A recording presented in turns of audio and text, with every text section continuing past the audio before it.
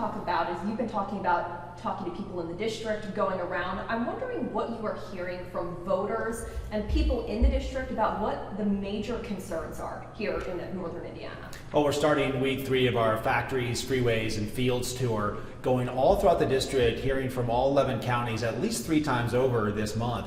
And we're hearing a lot, particularly on our factory floors last week, about how bad the Biden-Harris economy really is. I actually participated in one meeting where the managers were explaining to the workers about how they may have to start layoffs here in the next few weeks. They were asking for volunteers to work a 32-hour week as opposed to a 40-hour week, explaining how they're trying to do the best they can to maintain what they've got, but really looking at how far the economy is beginning to slow here, especially in the last few months.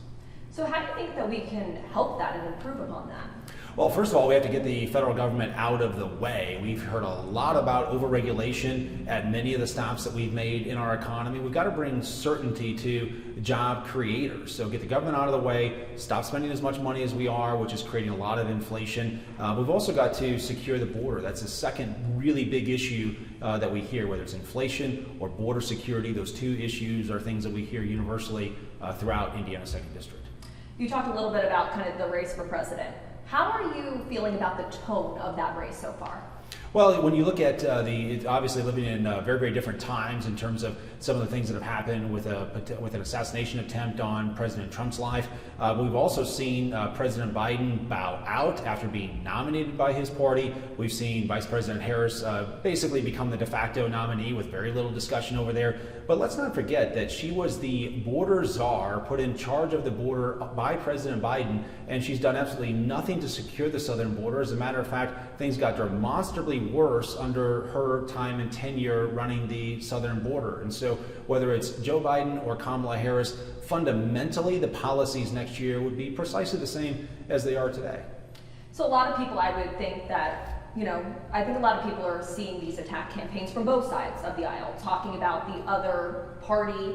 I'm wondering what you think about that approach. And do you think that that is a good approach, or do you think time needs to be spent on, the issues that could impact the future of this country and, American families? Well, I think what's important is to draw a very clear contrast between one party's vision for the future versus another party's vision. What they have made very clear is that in contrast with what a President Trump would bring, which is a secure border, which is bringing down inflation, it is strength on the international stage, it is opening up the American economy for energy production to bring down the cost of whether it's gasoline or electricity or natural gas. Those things are really important to Americans. And so these big policy issues, I do think it's important to draw a contrast and talk about what we would do under a Trump administration versus what they would do under a Harris-Walz administration. So you have children. I'm wondering kind of what your biggest fear is for the next generation. My biggest fear is that we hand them a country that is worse off than the one that we inherited. When I think about things like the fact that we have $35 trillion of national debt, I think about how fast that's going up, I think about inflation, and I think about the lack of security on our southern border, but also the weakness that we have projected over the last 4 years on the international stage, which has emboldened so many of our enemies, whether it is Iran, Hezbollah, Hamas, Russia, China, North Korea. Those emboldened enemies do not serve the interest of this country or, for that matter, my children well at all. So how do you think that we protect that next generation then? First of all, I think it starts with strength on the international stage, making sure that our enemies don't invade our friends. And then secondly, it's really making sure that we take care of things here on the home front. It is securing the southern border on day 1 of a Trump administration. It is bringing down inflation on day 1 of a Trump administration. It is opening up American energy production on day 1 of a Trump administration. When you look at the war that has been declared on domestic energy production by this administration, it's no wonder we have inflation wreaking havoc through our economy. So former President Donald Trump has been somewhat critical on the EV industry. We're talking about, the battery plants coming to this area, the potential for jobs. Is that something that you are concerned about, being that the messaging is somewhat critical, but that's something that could be so impactful on this area?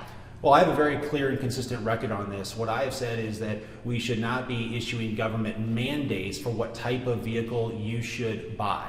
nor should we be issuing government mandates for what type of vehicle should be produced. Get the federal government out of the way. If American auto producers want to make an internal combustion engine, let them do that. If consumers want to buy it, let them do that. If they want to make electric vehicles, let them do that. And if people want to buy electric vehicles, let them do that. Simply get the federal government out of the way and let the free market decide how this goes. I think the real problem here is when the federal government steps in, whether it's with mandates or subsidies, and we attempt to manipulate our markets. That's really where things start to run awry, and we're seeing that here in our domestic economy. Over the last few years, what is the biggest thing you have learned from being in office? Well, the biggest thing I've learned is that leadership matters. And when we don't have leadership, whether it's in the White House or projecting strength or weakness on the international stage, leadership matters. And the lack of leadership that we've seen out of this White House really, truly matters. And we feel it in our local economy here, and I hear about it as I travel across Indiana's 2nd District. Let me see if I missed anything so far here. Okay. Former President Trump talked about the plan to eliminate income taxes on tips. I'm wondering your opinion on that, why those workers and potentially not other workers.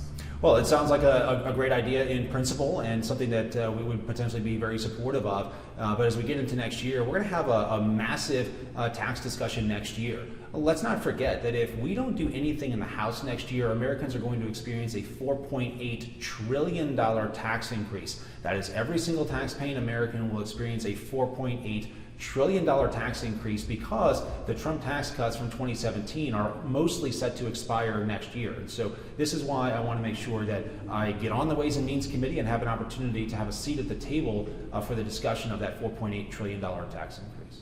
I want to open this up a little bit then. Talk about your next few months here, kind of what you want people to know in this community. Well, the first thing that we're doing is, again, going through all 11 counties many, many times over, listening to Hoosiers and making sure that those concerns and issues that they have are accurately reflected in Washington, D.C. But we're also working every day to make sure that we elect Republicans up and down the ballot here in our nation and make sure that we position the country in a very good spot going into 2025. I'm John Paul. Thanks for watching. Here's another video for you to watch. Also, please take a moment to subscribe to our channel.